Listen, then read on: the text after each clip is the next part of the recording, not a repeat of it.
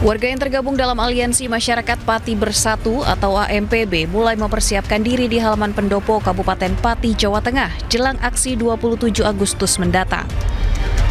Rencananya 4 bus akan diberangkatkan dari Pati dengan total massa yang diberangkatkan sekitar 200 orang. Selain memastikan armada, warga juga menyiapkan berbagai properti aksi, mulai dari spanduk berisi tuntutan hingga keranda jenazah sebagai simbol matinya hati nurani para pejabat koruptor. Sejumlah tuntutan akan disuarakan dalam aksi, diantaranya meminta pengesahan Undang-Undang Perampasan Aset serta menerapkan hukuman mati bagi koruptor. Memberi dukungan untuk Puan, katanya kemarin Puan pengen masukan dari masyarakat. Nah, kita dari desa memberi masukan ke gedung DPR RI pada tanggal 27. Kita ketemu di sana ya, Puan ya. Tolong segera sahkan RUU Perampasan Aset atau hukum mati koruptor. Ini permintaan masyarakat Indonesia semua. Berangkat besok jam berapa? Besok siang pukul 1 kita merapat ke alun-alun berangkat ke Jakarta. Sebelumnya kawan-kawan yang dari Kudus perbatasan Pati, adapun dari utara dan sekitarnya. Sebelumnya 11 aktivis AMPB tanggal 20 Agustus lalu sudah berangkat ke Jakarta menggunakan mobil pribadi jelang aksi demo 27 Agustus nanti. Dari Pati, Jawa Tengah, Vindi Agil, iNews melaporkan. Sejumlah masyarakat Pati, Jawa Tengah tergabung dalam Aliansi Masyarakat Pati Bersatu mendapat intimidasi dalam perjalanan menuju Jakarta. Bus yang ditumpangi dilempari batu hingga bagian kaca bus pecah.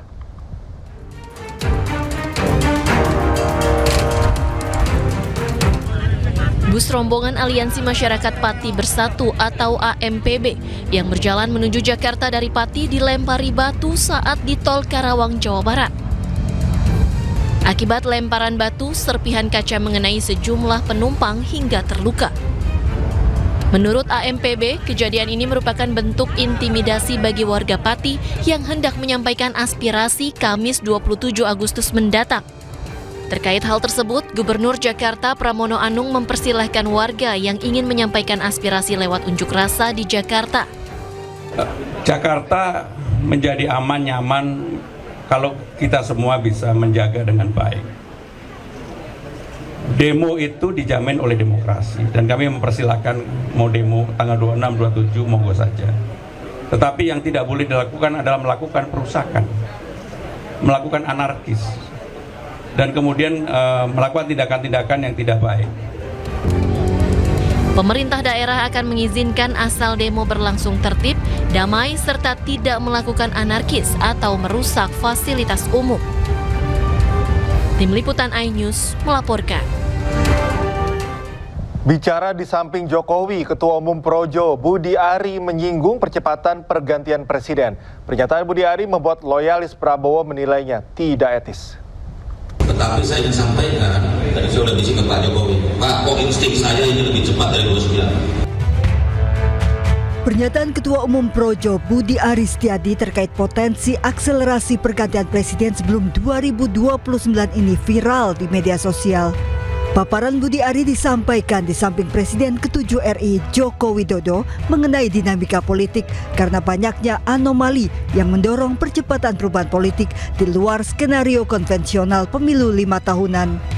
Budi Ari mengimbau relawannya untuk mempersiapkan diri menghadapi semua kemungkinan. Tetapi saya ingin sampaikan, tadi saya sudah bisik ke Pak Jokowi, Pak, kok insting saya ini lebih cepat dari 29. Apakah kita mau? Belum tentu kita mau. Kita masih ngomong pemilu 29, pemilu 29. Kalau terjadi percepatan gimana? Oke. Kita siap nggak? Siap. Cuma maksud saya terjadi anomali variabel di masyarakat yang membuat kita tidak hanya sekedar memikirkan skenario konvensional. Langkah-langkah, tahapan-tahapan yang sebagaimana mestinya ini terjadi yang namanya, kalau menurut pendapat saya, terjadinya yang namanya patahan sejarah. Bagaimana tahun 97 tiba-tiba pemilunya berikutnya 99. Dan potensi ini bukan tidak ada, sangat besar. Pernyataan Budi Ari menuai kecaman dan dinilai tidak etis oleh loyalis Prabowo. Bukan mau menggunting dalam tikungan, menggunting dalam lipatan. itu nggak etis ya, itu kemunduran dalam demokrasi. Saya rasa nggak tepat juga ya. Kita tahu upaya sistematis yang tengah berjalan, tengah berproses untuk upaya-upaya menjatuhkan Prabowo, bahkan mungkin mendegradasi, mendowngrade nama Prabowo dengan tujuan apa? Memancing kemarahan masyarakat untuk semakin membenci Prabowo dan bahkan kalau kita tidak antisipasi ya penggulingan paksa Prabowo itu akan terjadi. Kekecewaan loyalis Prabowo beralasan pasalnya pemilu 5 tahunan baru akan dilaksanakan pada 2029. Dari Jakarta, Tim Liputan iNews melaporkan. Sementara itu, Sekretaris Jenderal DPP Projo, Freddy Alex Damanik buka suara terkait video pernyataan Budi Ari. Freddy menyatakan video yang beredar tidak utuh dan mengubah makna dari pernyataan Budi Ari. Yang pertama, video tersebut bukan merupakan video utuh, tetapi sebenarnya sedang memaparkan berbagai kemungkinan. Hal ini disampaikan oleh para relawan kepada Pak Jokowi dengan harapan beliau berkenan menyampaikan kepada Presiden Prabowo untuk perbaikan bangsa ke depannya. Karena relawan meyakini bahwa hubungan dan komunikasi Pak Jokowi dengan Presiden Prabowo. Kembali di iNews Sore, pemirsa. Kepala Staf Angkatan Darat Pakistan, Marsikal Lapangan Syed Asim Munir bertemu dengan pejabat tinggi Iran di Teheran pada Senin kemarin. Pertemuan tersebut adalah upaya lanjutan untuk memulai lagi diplomasi yang terhenti antara Amerika Serikat dengan Iran. Pemerintah Pakistan kembali mengirimkan delegasinya ke Iran sebagai bagian dari upaya Pakistan untuk mencapai solusi konflik di Timur Tengah, serta mendorong perdamaian serta stabilitas regional. Delegasi Pakistan diwakili oleh Kepala Staf Angkatan Darat Pakistan, Asim Munir, dan Menteri Dalam Negeri Pakistan, Mohsin Naqvi. Keduanya disambut di Teheran dengan beberapa pejabat tinggi Iran, yakni Ketua Parlemen Iran, Muhammad Bagher Ghalibaf, dan Menteri Luar Negeri Iran, Abbas Araghchi. Kunjungan Pakistan ke Teheran sekaligus menandai babak baru terbukanya kembali hubungan diplomatik antara Washington dan Teheran untuk misi perdamaian.